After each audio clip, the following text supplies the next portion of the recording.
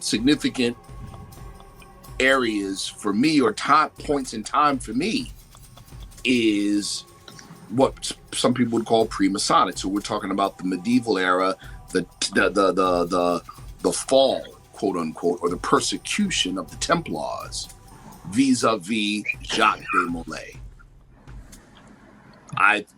For me, that's very significant. That's a very significant time period, right? It's a very significant series of events as it relates to what's going on even today, right? Because it was that conflict between the Knights Templar and the Vatican that eventually shaped policies that formed the United States today. The whole concept of separation of church and state came from that conflict. You see what I'm saying? It came from that conflict.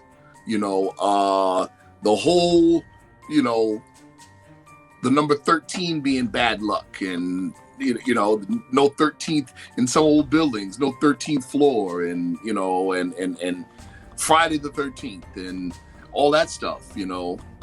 The third, oh, he gave him the third degree, you know, all that, it came from that particular time period. You see what I'm saying? So that's significant. Also, too, as it relates again to our history of our people, right? The Templars were heavily influenced by what people call melanated people. Heavily. As a matter of fact, it was that influence and that interaction that kind of caused the envy of the Vatican, because it was through the secrets that our forefathers passed to them that they began to amass a huge amount of money and a lot of power and influence. In the esoteric traditions that was going on in the East, where Knights Templars actually became Muslim. Many of them actually became Muslim. Many Correct. of them took Shahada, started using the name Allah. That's right. Many of them did this, but this was ignored in the greater Masonic scope and scheme. This did not take place. Right. When in reality, it absolutely did.